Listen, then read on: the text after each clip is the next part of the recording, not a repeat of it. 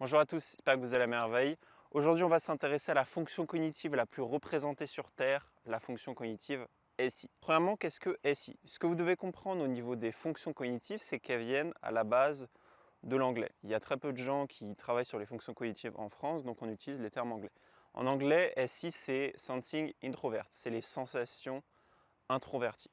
Et qu'est-ce que c'est les sensations introverties? C'est les sensations physiques. Tous les utilisateurs de SI, c'est-à-dire qui ont la fonction cognitive SI dans leurs 4 premières fonctions cognitives, sont ce qu'on appelle des utilisateurs de SI, des SI users en anglais. Les utilisateurs de SI sont premièrement les gardiens, c'est-à-dire les ESFJ, ISFJ, ESTJ, ISTJ. On a également les deux archétypes chez les intellectuels, les INTP et les ENTP, ainsi que les ENFP et les INFP.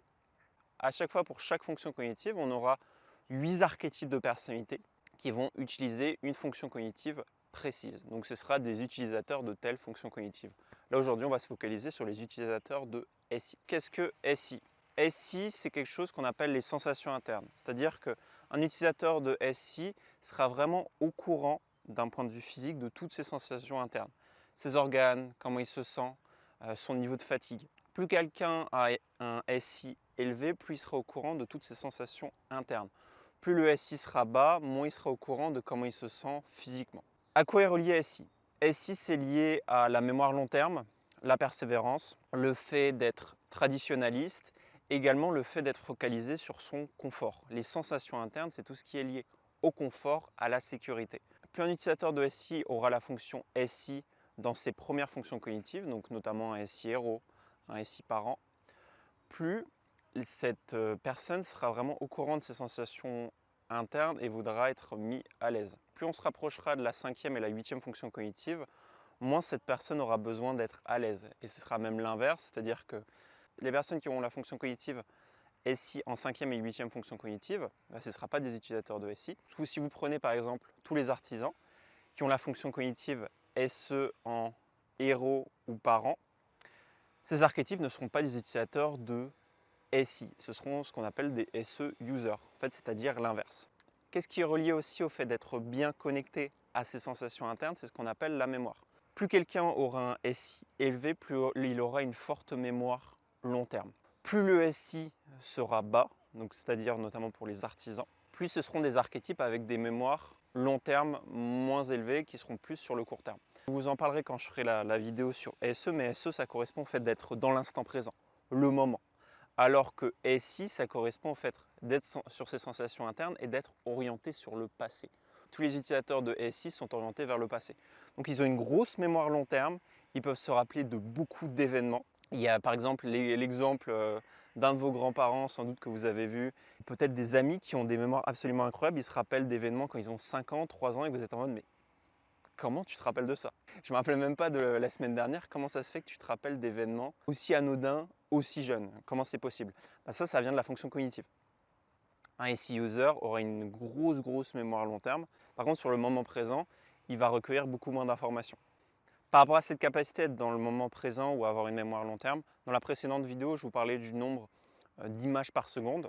Donc vous pouvez imaginer qu'un utilisateur de SE, par exemple un spécialiste, un guerrier, aura un compteur d'images par seconde qui sera de 100 dans le moment présent. C'est-à-dire que cette personne va recueillir beaucoup d'informations, mais recueille tellement d'informations que toutes les informations ou la majorité des informations qui rentrent par les yeux, par les oreilles, tout ça, vont sortir extrêmement rapidement. Parce que bon, grosse quantité d'informations ingérées, forcément, si à chaque seconde de notre vie, en tant qu'artisan, en tant qu'utilisateur de SE, on ingère beaucoup d'informations, la majorité de ces informations vont disparaître. On ne va pas se rappeler de grand-chose. Alors qu'un utilisateur de SI, vous imaginez qu'il est à 5-10 images par seconde au niveau de ses yeux, ses oreilles, son système sensoriel. C'est beaucoup plus facile de stocker sur un disque dur des images que stocker une vidéo. Donc, vous pouvez imaginer que les utilisateurs de SE recueillent de la vidéo constante, alors que les utilisateurs de SI, c'est plus des images, en quelque sorte. Petit point de détail, mais qui est important, parce que les utilisateurs de SI sont orientés vers le passé. Vous allez le voir dans les prochaines vidéos, mais toutes les fonctions cognitives sont liées entre elles. La fonction cognitive SI est liée à NE. SI, c'est quoi? Comme je vous ai dit, c'est la mémoire, la tradition, le fait d'être sur sa zone de confort, en sécurité.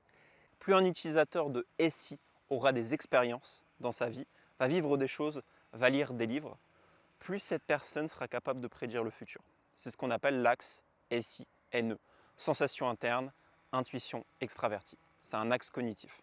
Le plus bon exemple pour ça, c'est les ENFP et les ENTP, qui ont la fonction cognitive SI dans une fonction qu'on appelle la fonction peur, c'est-à-dire qu'ils ont peur d'avoir des mauvaises sensations physiques, peur d'avoir des nouvelles expériences, des expériences qui pourraient être négatives pour eux, où ils pourraient se sentir inconfortables, peu en sécurité.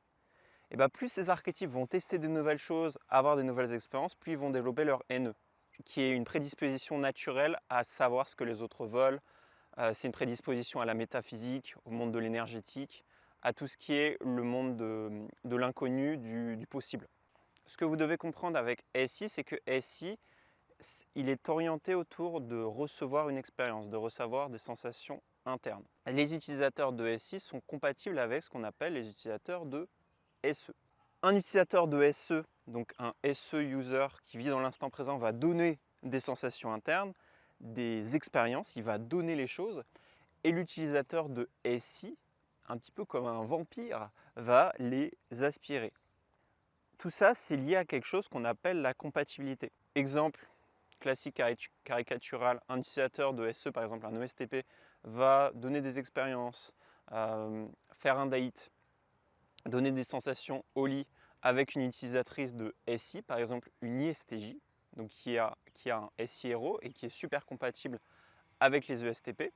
Et cette connexion, le fait que l'utilisateur, que le STP en question va donner des expériences, des bonnes sensations à cette ISTJ, ça va créer quelque chose qu'on appelle de la loyauté.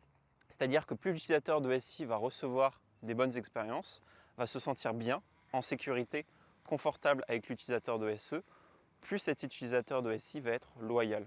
Et c'est ce qui fait en fait toutes les compatibilités. Les utilisateurs de SE donnent des bonnes expériences et les utilisateurs de SI reçoivent ces expériences. D'autres informations que vous devez savoir aussi au niveau de SI. SI, comme je vous ai dit, c'est lié à l'endurance, la persévérance.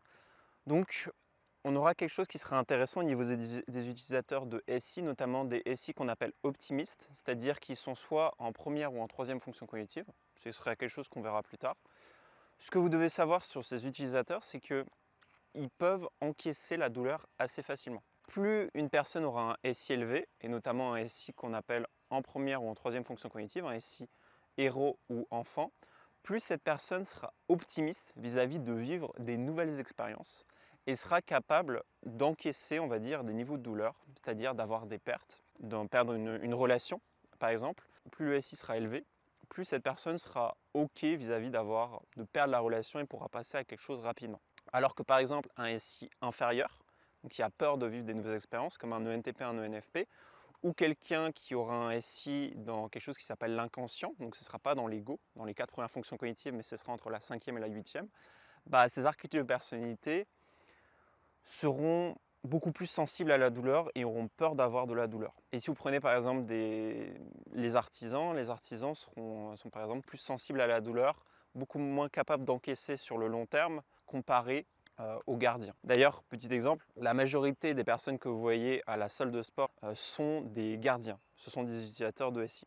À la gym, 70% à 80% des adhérents, c'est des ESTJ, des ISTJ, des ESFJ, des ISFJ. Parce qu'ils font très attention à leur physique et le fait de ne pas être en surpoids. Petite information, si vous voulez rencontrer des gardiens, je vous invite à aller à la salle de sport. Et pour finir, dernière information, SI est lié également à la foi interne. Plus quelqu'un aura un SI élevé, plus il aura une tendance naturelle à avoir une foi interne. Pour résumer, SI c'est lié aux traditions, au fait d'être orienté sur le passé, d'avoir une grosse mémoire long terme. C'est lié au fait de vouloir se sentir confortable dans un environnement physique. Et c'est aussi lié à la sécurité, au respect des valeurs traditionnelles. Les utilisateurs de SI également sont très calmes en général et seront beaucoup moins actifs d'un point de vue sensoriel que des utilisateurs de SE. Ça, c'est la fonction cognitive SI. Si vous avez jugé cette vidéo utile, éducationnelle, je vous invite à mettre un pouce vert, vous abonner à la chaîne. Si vous voulez en savoir plus sur votre archétype de personnalité, n'hésitez pas à aller en lien dans la description sur mon calendrier. Je me ferai un plaisir de trouver votre archétype. Si vous voulez en savoir plus sur la fonction cognitive SE, qui est l'opposé de la fonction cognitive SI, je vous invite à cliquer en haut. C'était Yann, c'était un plaisir de faire cette vidéo et moi je vous dis à la prochaine. Ciao ciao.